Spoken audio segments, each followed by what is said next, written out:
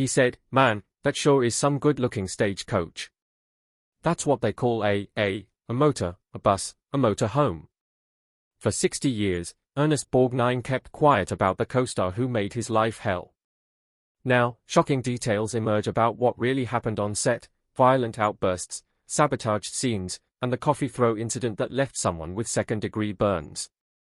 But the most explosive revelation wasn't just professional, it was deeply personal. Today, the truth about Hollywood's most dangerous feud finally comes to light. Ernest Borgnine's path to Hollywood was anything but planned. Born as Ernest Borgnine in 1917 in Hampton, Connecticut, he started life as the son of Italian immigrants chasing the American dream. But before he could even form memories of his birthplace, his life took an unexpected turn. When he was just 2, his parents separated. His mother took him to Italy, where he spent the next 5 years completely surrounded by a new world. He lived in Carpi, near Medina, speaking only Italian and absorbing the culture as if he had been born there. Then, in 1923, everything changed again. His parents reconciled, and the family returned to the United States. This move wasn't just about coming home, it was about starting over.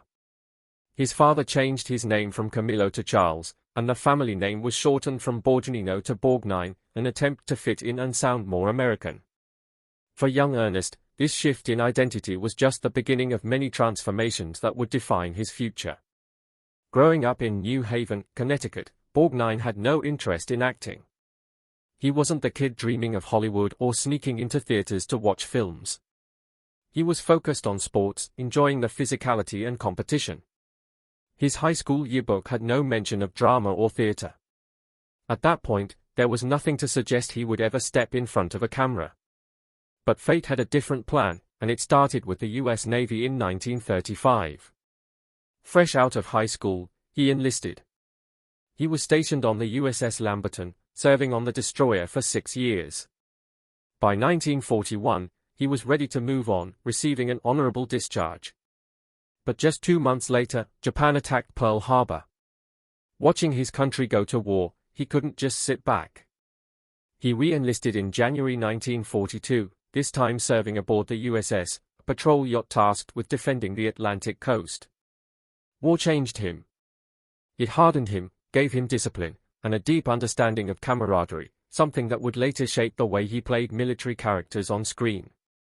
By the time he was discharged in 1945, he had risen to the rank of gunner's mate first class and earned multiple military honors. He almost made the Navy his career. He seriously considered re-enlisting for another 10 years.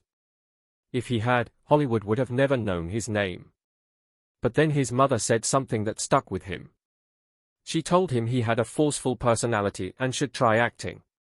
That single suggestion changed everything. At first, acting seemed like a strange choice. He had no experience, no connections, and no idea where to start. But he didn't let that stop him. He enrolled in the Randall School of Drama in Hartford, then headed to Virginia, where he joined the Barter Theater. This was no glamorous start. The Barter Theater had been founded during the Great Depression with a simple but unusual idea: people could trade food for tickets that meant actors were often paid in vegetables instead of money. Borgnine didn't care. He took whatever roles he could get, performing night after night. When he wasn't on stage, he was behind the scenes painting sets, fixing costumes, and even scrubbing toilets. One night during a performance, he had to chase a live chicken across the stage. The bird escaped into the audience, flapping wildly as people screamed and laughed. It was chaos, but it taught him something important. He learned how to improvise, how to engage with the audience, and how to turn a disaster into entertainment. He also worked alongside future stars like Gregory Peck and Patricia Neal, watching and learning. Then came his big moment: he landed a role in Tennessee Williams' The Glass Menagerie. He thought he was terrible, but the audience disagreed. The performance was a success, and suddenly people started paying attention. By 1949, he was on Broadway. His debut role was in Harvey, a long-running play starring Hollywood legend James Stewart. But getting there hadn't been easy. Casting directors didn't know what to do with him. his face was too mean for comedy, too funny for drama. It seemed like no one could figure out where he fit, but Harvey proved them wrong. Playing a male nurse, Borgnine found his place on stage, learning by watching Stewart's every move. He even kept a notebook, writing down observations, studying the way Stewart delivered lines, learning the craft in real time. The play ran for 1,775 performances, giving him the stability he needed. Then television came calling. In 1951, he made his TV debut in Captain Video and His Video Rangers, a low-budget sci-fi series where he played a villain. It wasn't a prestigious role, but it got him noticed. Columbia Pictures saw something in him, offering him a small part in The Whistle at Eaton Falls. It wasn't much, but it was a foot in the door. His breakout film role came with From Here to Eternity in 1953. Before Hollywood, he had spent 10 years in the U.S. Navy, and that experience made him a natural fit for military roles. But nothing could prepare him for playing Sergeant Fatso Judson. The character was cruel and sadistic, a far cry from the real Borgnine, who was known for his kindness. The film's most disturbing scene showed Judson beating Frank Sinatra's character, Angelo Maggio, to death with a nightstick. It was brutal, shocking, and hard to watch. Sinatra himself had doubted Borgnine's ability to play such a menacing role, but that doubt disappeared once filming started. Borgnine threw himself into the character completely. He isolated himself for days to get into the right mindset. When the cameras rolled, he became someone else entirely. His performance was so convincing that Sinatra refused to talk to him off-camera for weeks. Even crew members avoided him. The intensity of the role didn't just affect his co-stars, it stayed with him long after filming ended. He later admitted that he had nightmares about the scene for months. Audiences had an even stronger reaction. Some people were so disturbed by his performance that they sent him death threats, unable to separate the actor from the character. The role took a toll on him, but it also made him a star.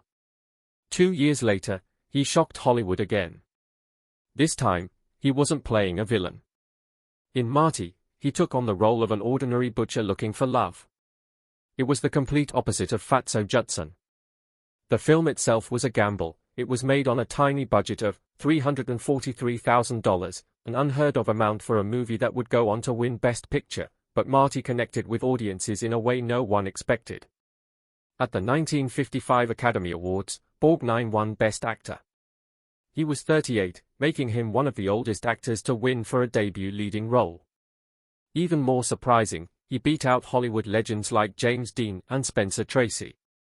His acceptance speech was simple. He thanked his mother for encouraging him to become an actor. But the truth was, he almost never got the role in the first place. Director Elbert Mann originally wanted Rod Iger, who had played Marty in a television version. Borgnine wasn't even considered at first. That changed after a chance encounter at a Hollywood party. He charmed the producers so much that they decided to give him a screen test. His performance was so natural that Mann later said, Ernest Borgnine didn't act Marty, he was Marty. That role didn't just change his career, it changed Hollywood, proving that movies didn't need big stars or huge budgets to win over audiences. Borgnine never let himself be boxed into one kind of role. In 1967, at 50 years old, he played General Warren in The Dirty Dozen, a film that became a cultural phenomenon. He insisted on doing all his own stunts, including a dangerous leap from a moving train. His younger co-stars, including Lee Marvin and Charles Bronson, were impressed by his stamina. 2 years later, he shocked audiences again in The Wild Bunch, one of the most violent westerns ever made. His character, Dutch Angstrom, was ruthless yet strangely likable. One scene stood out above the rest. As he gunned down dozens of men, he laughed like a madman. That moment haunted him for years. Meanwhile, Ernest Borgnine's journey to television fame was full of surprises. His big break in television came with McHale's Navy. The show ran for 4 seasons and made him a household name. Borgnine played Lieutenant Commander Quinton McHale, a laid-back officer leading a misfit crew. The role was nothing like the intense characters he had played before. What most people didn't know was that his performance was shaped by real experience. He had served in the Navy during World War II, spending years aboard the USS Sil. That gave him a natural confidence in the role, even when the show was at its silliest. But McHale's Navy wasn't just laughs and easy success. During the second season, Borgnine suffered a serious accident when a pyrotechnic device exploded too soon, burning his face and hands. Filming had to stop for 3 weeks while he recovered. When he came back, his dedication was stronger than ever. That same year, he earned an Emmy nomination for the role. The show even had an unexpected effect on real military operations. It took an unexpected turn when a classified memo from 1965 revealed that the U.S. Navy had consulted with the writers of McHale's Navy. Some officials believed that McHale's creative problem-solving could be useful in real life. The result was Operation McHale, a series of naval training exercises inspired by the show. Details about those exercises remain classified, but the fact that a sitcom influenced military strategy is almost unbelievable. Borgnine's television career kept changing in ways no one saw coming. In 1984, he took on the role of Dominic Santini in Airwolf, a fast-paced action series about a futuristic helicopter. By then, he was 67 years old, but he refused to slow down. He even did many of his own stunts, a decision that nearly cost him his life in 1985 during filming. A helicopter lost control and crashed just feet from where he stood. His quick reflexes saved him, and he walked away with only minor injuries. Then came a role that introduced him to an entirely new generation, Mermaid Man in SpongeBob SquarePants. It all started with his grandson, who was a huge fan of the show. The boy kept telling him he should be on it. One night in 1998, Borgnine mentioned this at a charity event. A Nickelodeon executive was there and asked him to read a few lines right then and there. With nothing but a napkin for a script, he delivered the performance that got him the job. Mermaid Man became a fan favorite, appearing in 17 episodes over 13 years. The show's creators even added little nods to Borgnine's real-life Navy service in the character's dialogue. His final recording session happened just 2 weeks before his death in 2012 at 95. He was still working, making him one of the oldest active voice actors at the time. For a man who became a TV legend, Borgnine once wanted nothing to do with television. In 1956, fresh off his Oscar win for Marty, he was offered the lead role in The Real McCoy. He turned it down, telling reporters, "Television is a fad, it'll never last." Back then, most movie stars saw TV as a step down. That mindset changed in 1961 when, at a charity event, he met a young boy battling a terminal illness. The child told him that watching his movies in the hospital brought him joy. That moment hit Borgnine hard. He realized television wasn't just about entertainment, it could reach people in a way that movies couldn't. By the time he decided he wanted to do TV, The Real McCoy was already a hit with Walter Brennan in the lead. That rejection was a lesson for Borgnine. When McHale's Navy came along just months later, he grabbed the opportunity. Years later, he admitted he had been wrong about television in an interview. He said, "I was a fool to think TV was beneath me. It's not about the size of the screen, it's about the size of the audience's heart." Ernest Borgnine lived a life filled with unforgettable performances, but his love life was just as dramatic. Over 95 years, he married 5 times. Some marriages ended in heartbreak, others in scandal, and one in lasting devotion. His first wife, R.O.A. Keyman, was with him before fame. They married in 1949 and had a daughter, Nancy, in 1952. For nearly a decade, they built a life together, but Hollywood changed everything. As Borgnine's career took off, their marriage fell apart. By 1958, it was over. The next chapter in his love life began with Katie Gerardo, a Mexican actress known for her fiery presence on screen and off. They married in 1959, but their relationship was anything but peaceful. Their fights made headlines, and their passion often turned into public arguments. By 1963, they had enough. Another marriage ended, another lesson learned. Then came the shortest and most infamous of them all. In 1964, Borgnine married Broadway legend Ethel Merman. Their entire relationship lasted just over a month. At first, it seemed like a Hollywood fairy tale. They married in June, then set off on a honeymoon to Japan. But instead of romance, the trip turned into a disaster. Fans surrounded Borgnine wherever they went. Merman, used to the spotlight, felt ignored. The tension grew worse with every passing day. In Tokyo, things exploded. Witnesses later recalled hearing a heated argument echoing through the halls of their hotel. By the end of the trip, Merman had reached her breaking point. In a fit of rage, she threw a diamond and pearl ring into a koi pond. Less than 5 weeks after saying, "I do," she filed for divorce. Merman never spoke about the marriage again. Instead, she let her silence do the talking. In 1978, she released an autobiography. One chapter was titled My Marriage to Ernest Borgnine. Readers turned the page expecting a story, but instead, they found nothing but a blank page. It was a statement that said everything without a single word. Borgnine later admitted how much it hurt. "That blank page said more to me than anything she could have written," he said in an interview. "It was a slap in the face. I'll never forget." After that disaster, Borgnine married Donna Rancourt in 1965. They had 3 children, Sharon, Christopher, and Diana. This marriage lasted longer than the others, but by 1972, it too ended in divorce. Then finally, he found the one. In 1972, Borgnine met Norwegian businesswoman Tove Tracy at a party in Las Vegas. She knew his reputation and hesitated at first, but Borgnine won her over with his charm.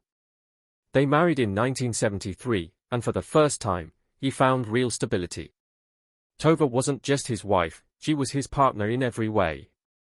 She built a successful beauty business, and Borgnine became her biggest supporter.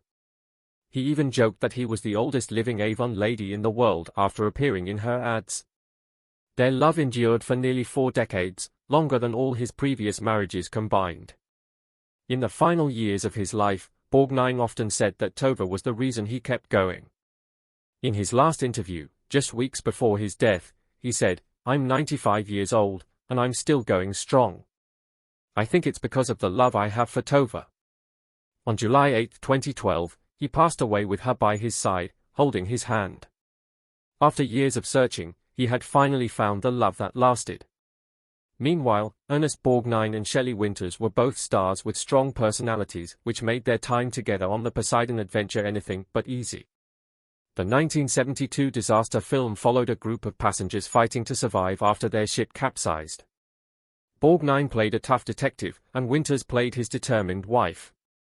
Their performances were intense, but behind the scenes, their working relationship was full of tension. Winters was known for her demanding approach. She believed in fully understanding her characters and often pushed for changes to the script. One day, she arrived on set with a 20-page document outlining her character's backstory. She insisted on rewriting lines to fit her vision. The screenwriter resisted, and Borgnine found himself caught in the middle. He later admitted that working with Winters was exhausting because she wanted to control every detail. The biggest challenge came during a difficult underwater scene. Winters insisted on doing her own stunts, even though the production team worried about safety. She wanted to prove she could still swim like a champion at 51. What should have been a quick shoot stretched into a brutal 14-hour day. The scene had to be filmed 65 times before the director was satisfied. The long hours frustrated everyone, including Borgnine, but he remained professional. Later, he called it one of the hardest days of his career. Despite the struggles, Winters' performance was unforgettable. Her dedication paid off when she earned an Academy Award nomination. Borgnine, despite his frustration, later admitted that Winters' instincts were often right. Years after the film, he described her as a force of nature, difficult, unpredictable, but undeniably talented. He believed that working with her was both a challenge and a privilege. In the end, their clashes on set only added to the intensity of their performances. Scenes together already had weight, but nothing compared to the fight scene in the town's diner, filmed on August 23. This brawl became one of the most memorable moments in the film. Tracy, playing a one-armed war veteran, had to take down Borgnine's character using pure skill. In real life, Borgnine was bigger, he stood 5 feet 9 inches and weighed around 210 pounds. Tracy, though slightly taller at 5 feet 10 inches, was much lighter at 160 pounds. Their physical contrast made the scene even more intense. They needed 14 takes to get it right. By the 7th, things got too real. Borgnine accidentally landed a hard punch to Tracy's jaw. The set went silent. Tracy paused for a second, then shrugged it off like nothing had happened. Borgnine, already nervous, now felt even more on edge. He kept messing up, and the pressure only got worse. Then came the moment that stuck with Borgnine for years. Tracy, staring him down, delivered the line, "You're not only wrong, you're wrong," at the top of his voice. Something about the way he said it felt personal, like he wasn't just talking to the character, but to Borgnine himself. The final part of the fight involved Tracy flipping Borgnine onto a table using a single judo throw, no stunt doubles, just two exhausted actors giving everything they had.